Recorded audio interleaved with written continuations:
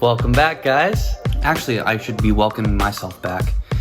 Had to take a few days off. Actually, it's almost been about a week because I got pretty overwhelmed with everything. I put a comment in my last video. I pinned it to the top of the comment section that briefly explained my point of view.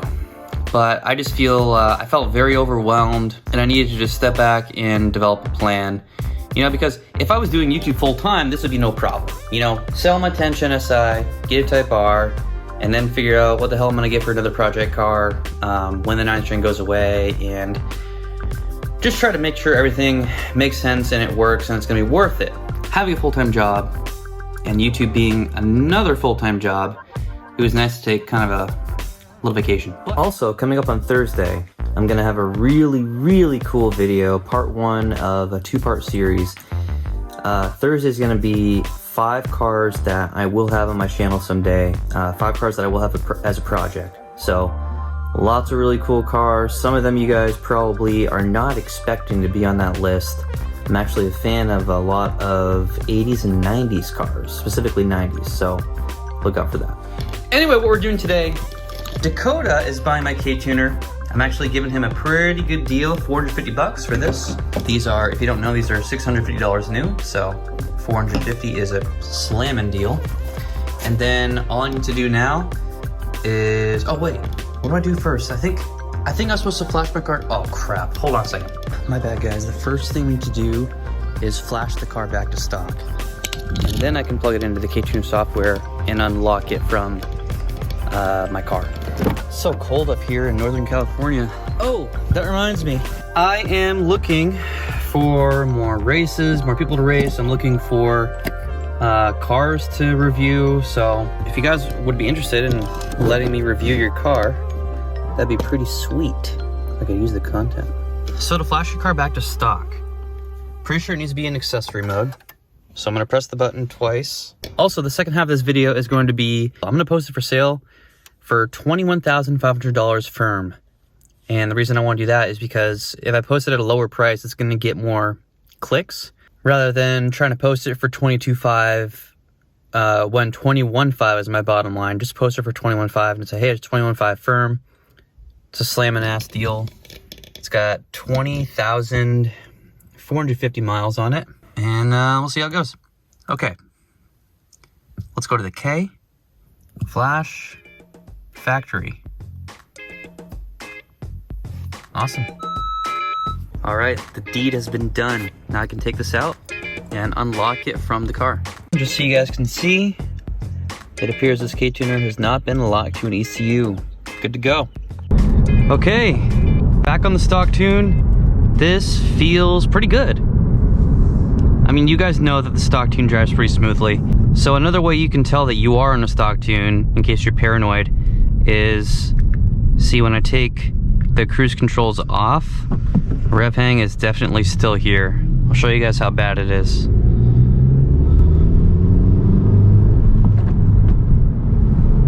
It takes a couple seconds for it to go down. I'll shift to 3,000 RPM again. Yeah. Rev hang is strong. But hey, it's pretty cool that the Cobra Cold air intake works, I mean, seamlessly with the stock tune. You don't have to get a Ktuner, guys.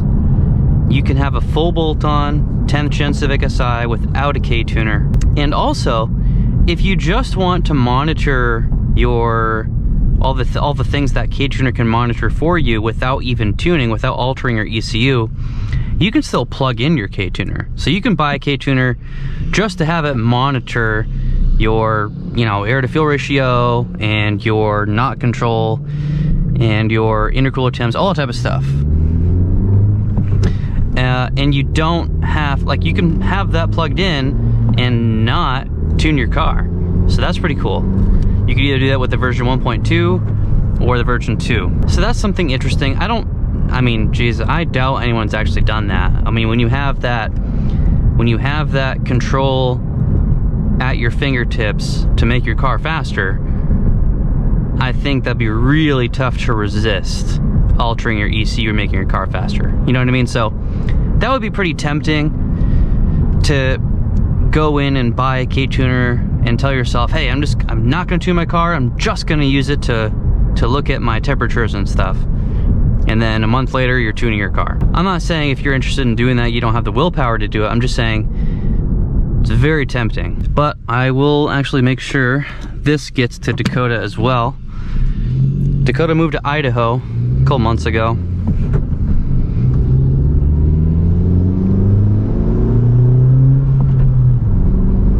Yeah. This car, dude, I'll tell you what, guys. This is a really good car.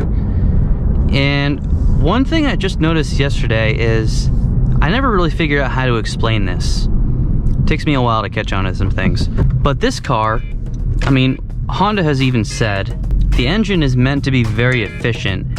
And I'm sure you guys have noticed that when you're in gear and you let off the throttle, the engine braking in this car is not nearly as powerful as it is in some other manual cars, especially V8s and just anything really. This car is so smooth. Its engine is buttery smooth. And what I mean is when you let off the throttle, let's say you're in 4th gear, you let off the throttle at 3,000 RPM and you're just engine braking. You're letting the engine brake the car for you so you're not pressing the brakes. It's actually gonna coast really, really well. Like it's not gonna lose that much speed. Because I find myself not having to downshift as much, or not being able to downshift as much actually, because I have to use the brakes because the engine does not brake itself very well. Does that make sense? I hope you guys understand what I'm saying. Well, there, Ktuner's mailed out. You know what? I don't know if I want to take this intake off, guys. You know, I told someone who follows me on Instagram, I told him that I'd sell it to him for $200, and then he would just have to pay for shipping on top of that. So my profit would be $200, and I really don't know if I want to go through all that trouble just to make 200 bucks. And intake is one of those things that I believe the intake, a cold air intake, is a lot less scary of a modification if you're a buyer. So if I'm a buyer and I'm looking for a car and I see that, hey, the only thing it has done to it is a cold air intake. Okay. I mean, I myself could live with that. And I do not want to buy a modified car. But if I'm going to buy a car and all I see is that it has an intake and I know that the intake is safe to run on the stock tune, all that type of stuff, I think my first impression at least would be a little less, it would be a lot less dramatic than looking at a car that I'm interested in that's full bolt on. I don't know, guys. I'm gonna do my thing. I'm gonna get it done. I'm gonna get the Type R. Then I'm gonna get a bunch of other cool cars eventually, and we're gonna have a lot of fun. This is just a little speed bump, and you know, one thing that's really killing me is that it's taken so long to get this whole thing done. And you know, I did just take like 4 or 5 days where I didn't do anything. Basically, I'm gonna put this up for sale, $21,500, which is an absolute steal, and hopefully just get rid of this ASAP.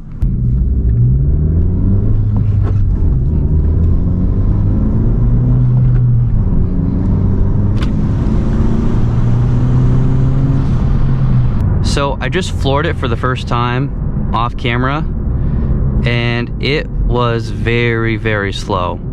I mean, I only saw 16 PSI, where I was hitting, you know, like 23 on map 2 of Fearable. You know, obviously the downpipe and the intercooler really help. So all those things considered, this thing is a turtle now. I can see why so many people want to tune these. I just forgot. I forgot how slow this was. Great car for the money, but I mean, gosh darn it. Give us a little more power, Honda. I mean, this is not going to be acceptable if you guys are trying to, you know, do this same power level on the 11th gen. It's just not going to be acceptable. Sorry.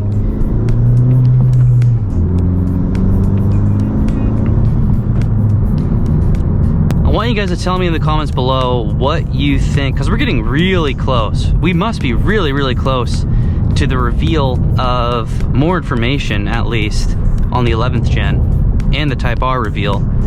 So I want you guys to tell me what you think we're gonna have for an engine in the next generation SI and Type R. And be realistic, you know, like you can't ask Honda for 250 horsepower in the SI. It's not going to happen. So be realistic with your expectations. You know, I'm thinking we can probably get somewhere around the power that we're gonna have in the second gen BRZ. Hopefully Honda can give us like 220, 225. That'd be sweet. But that just means that they're gonna have to give the Type R even more power, because the gap between the Type R and the SI has to be substantial for them to be able to sell as many Type Rs as they do. You know, the Type R has to be able to outperform the SI by a huge margin, or else, stock for stock, or else it's gonna make more sense for people just to buy the SI. That's just a little bit of, you know, marketing. I'm sure you guys are aware. I'm sure you guys think of this stuff too. Yeah, it sounds different too. The intake sounds different on the stock tune. Like I don't know how to explain it, but the whistle, the sucking in of the air sounds different. All right, let's rock and roll. Oh, we got freaking lights. I'll give her some action, Jackson.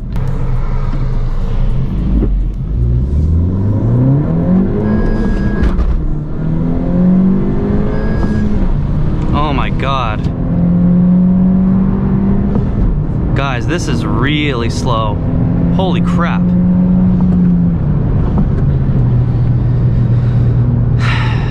Yeah. I mean, it's a totally different car in a stage 1 tune. Completely different. And it's so quiet. Holy crap.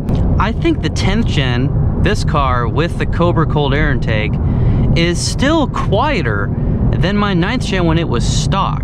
I'm pretty sure. The K-Series engines are just so loud, and this car, it's a lot more efficient, a lot more emissions friendly, and all this type of stuff. Damn, I don't feel as powerful anymore behind the seat of this, because it's not tuned anymore.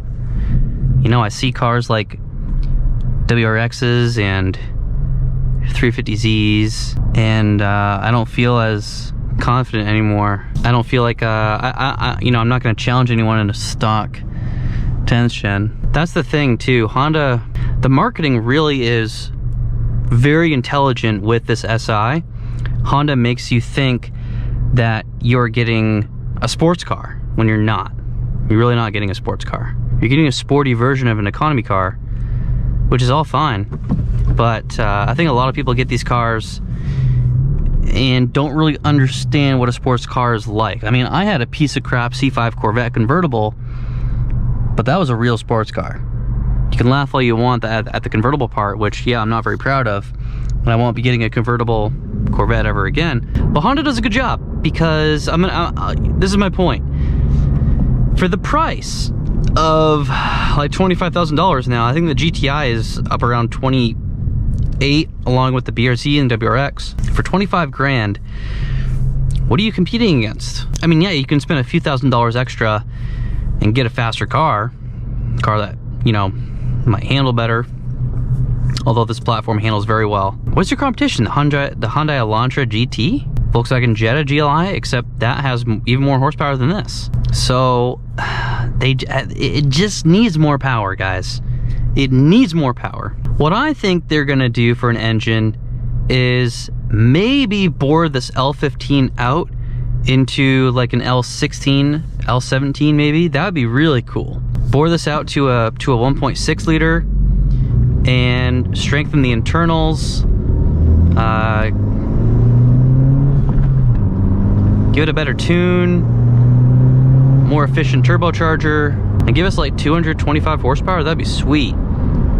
You know, but then the Type R would have to have 350 horsepower to be able to keep the gap as big as it is now. Well, that would be a little bigger of a gap, but you know what I mean. This rev hang is really obnoxious. Holy smokes. I know it sounds like I'm just totally taking a dump on this car in this video, but I'm just being real with you guys. I'm just showing you that there is a significant difference between a full bolt-on tuned SI versus a stock one. You know, like, you can make this car into a really good performer for not a lot of money. So that's one of the great things about this car. And then, you know, obviously you can get a bigger turbo and get a flex fuel kit, all this other stuff, which I did not choose to do. I chose to spend an exorbitant amount of money on a 9th Gen SI in cash, and turns out I don't want it anymore, so. Okay, so here is one of my listings. This is on Auto Trader. I also posted it on Craigslist and Facebook. Facebook is actually really difficult to post for this car. You guys can try and experiment it with, you know, yourselves and see if it's just me. But when I put in 2020 and then click on Honda, and then here, I'll just show you guys. So here's my Facebook listing, and I go to edit listing. See, when I click model, I have 2020 Honda in here. It doesn't give me the option to even put in a VIN number. So the only models it tells me I can have are Odyssey or Pilot. Like there's nothing else. And trim, I mean, it won't even let me select the trim unless I select the model. What I did, I created that ad right here on my phone, and then I tried to go on my laptop and edit the model and trim, and it wouldn't let me. So I'm gonna try again to go on my phone on the Facebook app and put in the model, because I think on your phone it lets you type in the model. On the computer, it doesn't let you do that on a desktop. So I don't know what that's all about. Also, let's take a look at Type R's real quick. I want to show you guys what I'm working with here. I'm in Rockland, California, and it's, you know, by Sacramento. So within a 200-mile radius, there are 33 results for Type R's, right? So the lowest priced, we have this 2017 here with too many miles, 40,000 probably abused miles. They still want $33,000 for it, okay? Coming down here, that's the second one. And then we jump right up to 36 and some change. I mean, that's crazy. That actually is a pretty decent deal. And I don't know, I might consider that one. You know, depending on how it looks, depending on its condition. But I don't like that it's a CarMax vehicle. I don't like that. And then we go right up to 37 and 38. So as you can see, I'm not playing around when I tell you guys, in my market, in my area, I mean, these prices are crazy. I might do another video, actually.